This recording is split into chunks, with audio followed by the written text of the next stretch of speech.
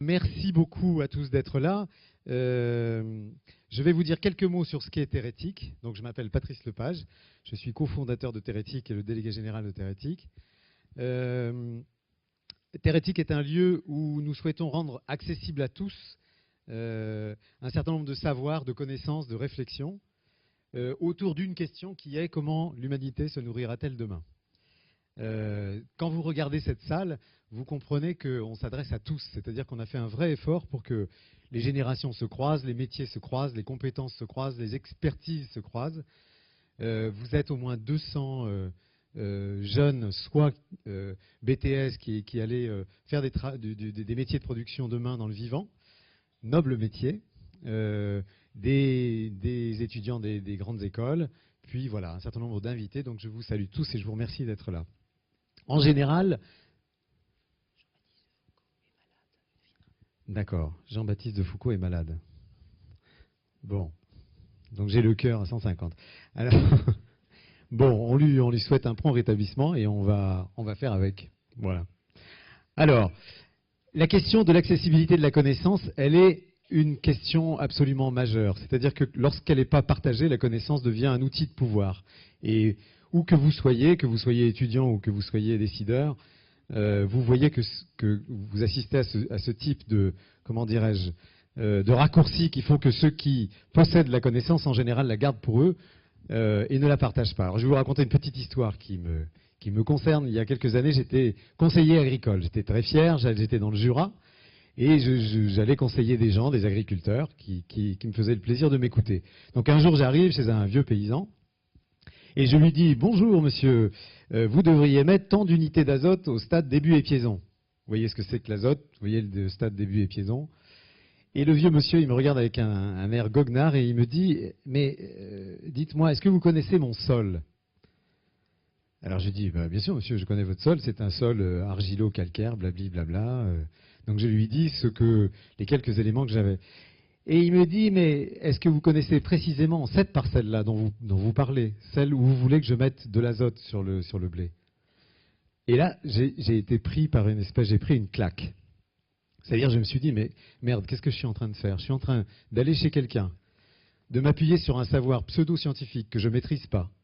Je ne sais pas quelle est la nature de son sol, et je lui dis: voilà ce que vous devez faire sur votre exploitation.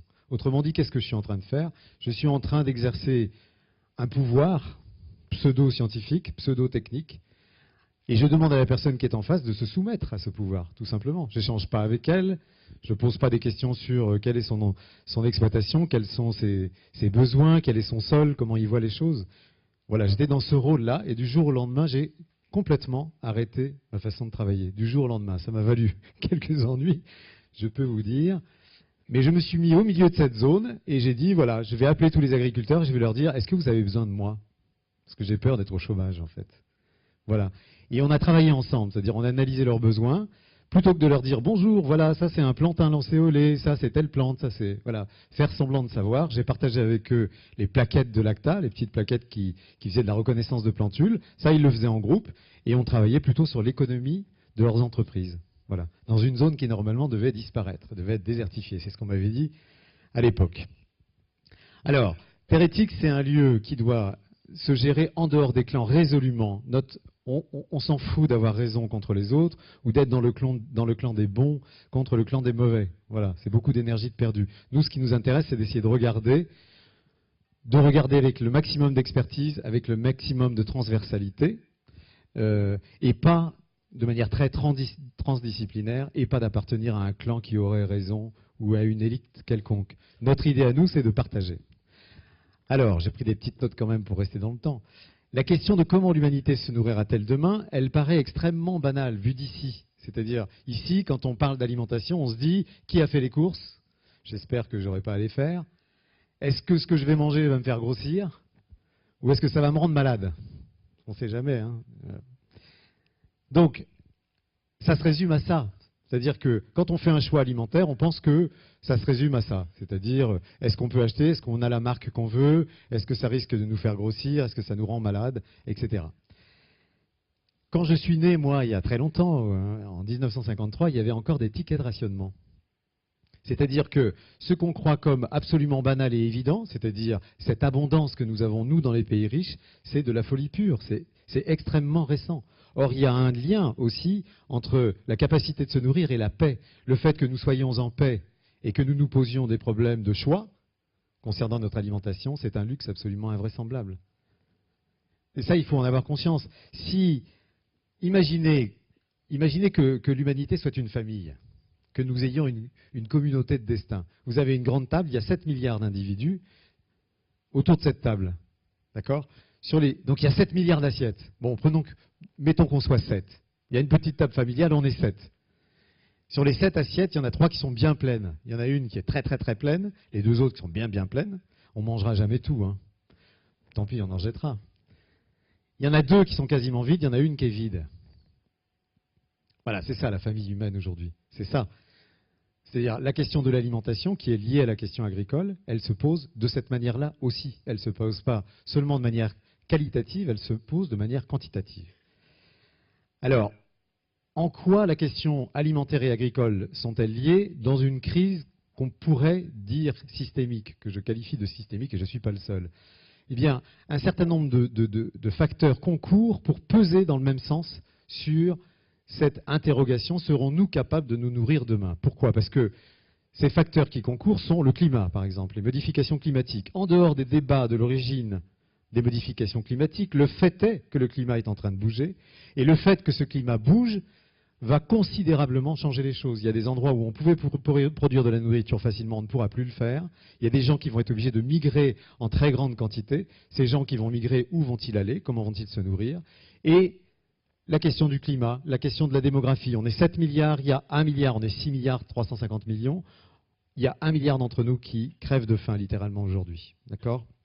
Donc, dans les années, en 2050, on sera entre 9 et 11 milliards. Est-ce que proportionnellement, il y aura plus d'affamés ou pas? C'est une vraie question. Et si proportionnellement, il y a plus d'affamés ou autant d'affamés, comment on va faire pour gérer une planète qui se réduit pour des raisons climatiques, qui se concentre dans des bassins urbains et qui en plus a faim pour un tiers d'entre elles? Est-ce que c'est gérable? Est-ce que c'est gérable moralement? Est-ce que c'est gérable sur le plan géopolitique? Probablement pas. Donc ça nécessite vraiment qu'on y regarde de près. Alors, les systèmes, on va en parler cet après-midi, hein, les éléments du système. Il y a les questions alimentaires. Si on se nourrit de cette manière ou de cette manière-là, si on se nourrit comme des Argentins, il faut 3 planètes, incontestablement. Ça ne veut pas dire qu'il ne faut plus manger de viande, ça veut dire qu'il faut se poser la question de quelle quantité de viande, et surtout la question de comment cette viande est-elle produite, à base de quoi. Si c'est une viande qui est produite dans des herbages, ça ne pose pas de problème. Si c'est une viande qui est produite à base de céréales, là, ça pose des vrais problèmes. La question de l'eau se fait rare, la question des terres. Regardez, 50 millions d'hectares changent de main, là, en ce moment, ou ont changé de main, avec un accaparement des terres qui sont fantastiques et aucune règle sur cet accaparement. Alors, on peut imaginer que la Chine, qui a 20% de sa population, sur 8%, 20% de la population du monde, sur 8% du territoire, ait besoin d'aller voir à l'extérieur. Mais comment le fait-elle? Est-ce qu'elle le fait en respectant l'écosystème? Est-ce qu'elle le fait en respectant les gens qui sont là? De quelle manière le fait-elle? Ces règles-là doivent être posées. La question des terres et la question de l'urbanisation, elles sont liées. La question de l'eau aussi. Plus on va urbaniser, moins on aura de terres agricoles, moins on a de terres agricoles, plus ça posera de problèmes. Plus le fait de savoir qui va produire sur ces terres-là et de quelle manière va poser de problème. Voilà, on est face à cette question-là. Alors, en gros, l'idée c'est que l'humanité est face à une montagne. C'est-à-dire même si on est, comment dire, optimiste, la question telle qu'elle est posée, elle est vraiment inquiétante. Et elle nécessite probablement des changements absolument importants. Alors des changements dans la solidarité, sur la question de la solidarité et de la pauvreté, parce que la question de l'alimentation et la question de la faim est liée à la question de la pauvreté avant tout. La question de la répartition des ressources, est-ce qu'on va continuer à être une toute petite partie de la planète qui capte une grosse partie des ressources alimentaires mondiales? La question des modes de production, on sait que certains modes de production, même s'ils ont été très utiles jusqu'à présent, ils ne sont pas viables parce qu'ils ne sont pas durables, notamment sur la question des sols. Hein. Très probablement, on verra de plus en plus que nos sols s'épuisent et qu'on ne peut pas continuer avec les techniques qui sont les nôtres, notamment dans les pays développés. La question des modes alimentaires, j'en ai parlé. Alors, l'idée c'est de dire l'humanité est face à un problème. Ça tombe bien, l'humanité c'est vous. C'est nous.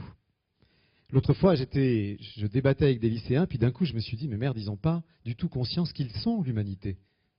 C'est vous, l'humanité. Alors, dans une époque où on nous fait croire que ce qui est important, c'est le petit isolat qu'on est, le petit individu isolé qui est entre ses désirs et ses frustrations, c'est très cheap, ça. Si être un humain, c'est naître pour mourir assez vite, malgré tout, même plus on est vieux, plus on en prend conscience.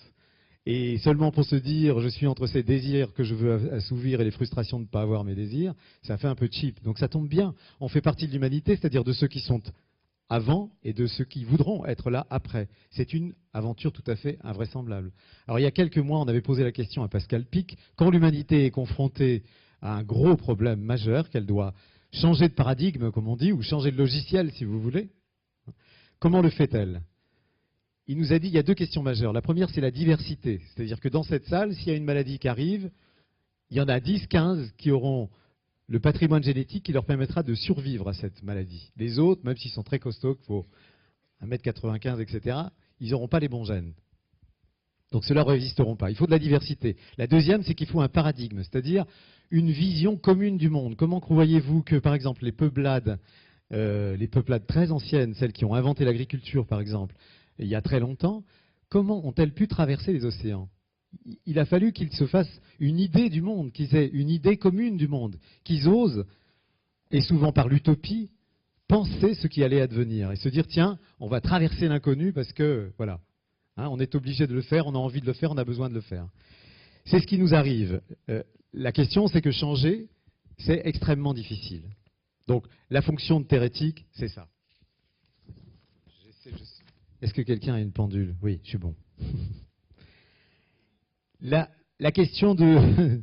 2 minutes, c'est bon. La question de Thérétique, c'est contribuer au changement.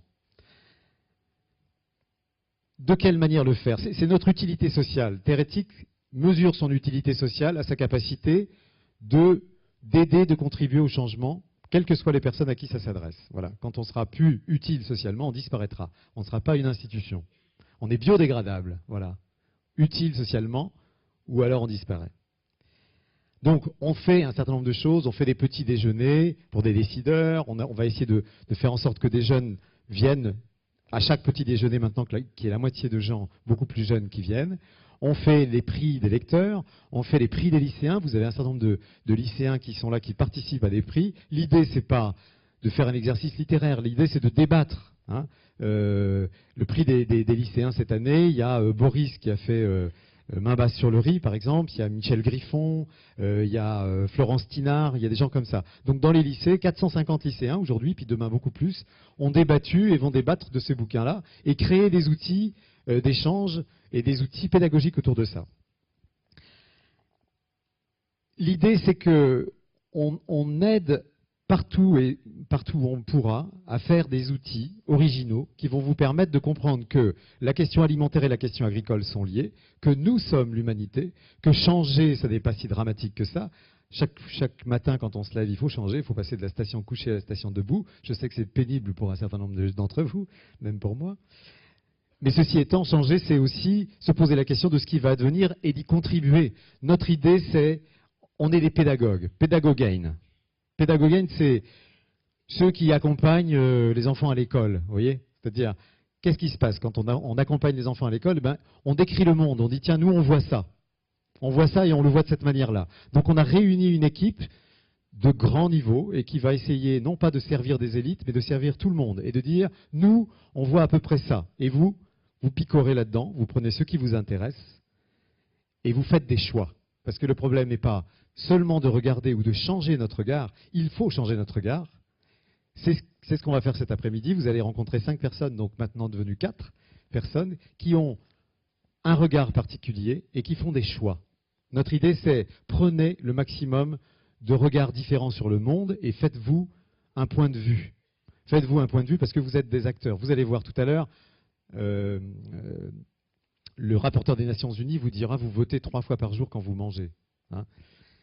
Voilà, je voulais vous dire ça. Peut-être vous citer Gandhi, parce que c'est la petite citation du jour qui dit, en gros, je vais le faire court, hein, il dit, il y a suffisamment de ressources sur cette planète pour répondre aux besoins de tous, mais pas assez pour satisfaire le désir de possession de chacun. Ça, c'est une vraie question. C'est pas une question de bac, mais c'est une vraie question au quotidien.